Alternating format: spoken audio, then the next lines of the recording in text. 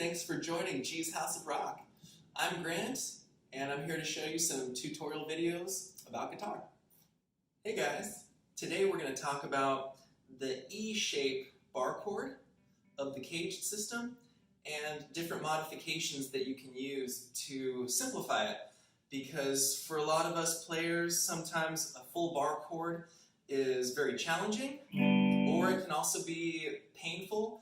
Especially if you're using maybe an old acoustic guitar even, and the action is really high, so the strings are really high above the fretboard and you have to press down really hard. Or if you play, for long periods of time, or if you're doing a long gig, sometimes bar chords can be a little bit painful, okay, and can kind of fatigue your hand, you can get cramps. So for kind of comfort reasons, as well as just, easier to play sometimes, especially if we're beginners or intermediate players. Different options we've got when we encounter the E Shape Barre Chord. Alright, so one example, or a common example of the E Shape Barre Chord is when we're playing an F chord, F major. Okay, so a lot of people, already know how to play these modifications, okay, but the F chord is usually played using the E shape, so I'm barring the entire first fret and then slapping on that E shape of our caged system. So we've got the open E chord. Okay, we just take that open E chord and just move everything up one fret.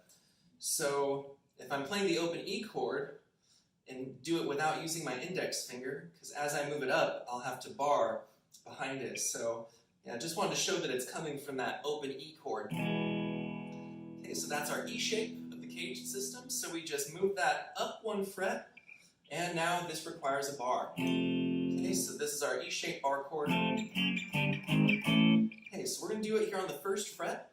So that 6th string first fret is the root, which is F. Okay, now for some people, especially it being on the first fret, it can be, kind of fatiguing or challenging to bar that entire first fret. Okay, so a few modifications that we can make are really just playing a smaller subset of these 6 strings.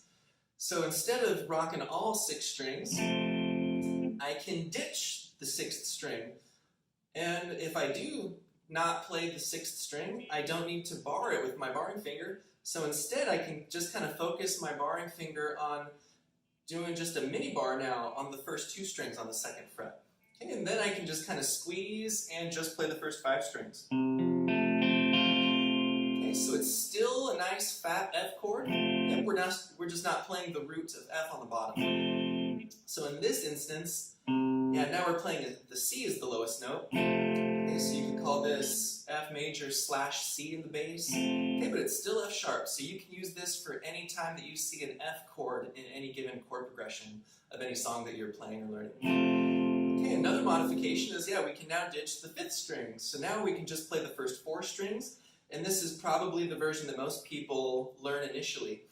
Okay, and this is just the first 4 strings, so I can ditch the 5th string, ditch my pinky, and just move my ring finger down to the 4th string 3rd fret.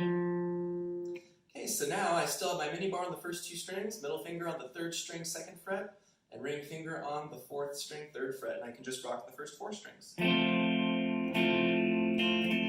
And a nice little thing is if I accidentally hit the 5th string, that's still a chord tone because the chord tones of F major are F, A, and C. So if I accidentally hit the 5th string, no big deal. It's not going to be a sour note or anything like that. It's still a chord tone. And then sometimes I might just mute the 6th string with my thumb. Awesome. And then another even easier modification is ditch the 4th string, just do the first 3 strings. Okay, so now I just have my mini bar on the first 2 strings on the 1st fret, and just my middle finger on the 3rd string 2nd fret. Okay, and this is all movable, so you can do this on any fret for any root for any major chord. And when we start ditching strings, you can think of the root either being on the 6th string if we're including it, or it's also on the 1st string as well, since the outer strings are both tuned to the same pitch, to E's and E standard, like in this case. Okay, Okay, so those are some of the modifications that you can use for the E shape of the caged system. Yeah, and we particularly have to use this usually when we're playing an F major chord, which we'll see in a lot of chord progressions. Awesome. All right, thanks guys for joining. Rock on.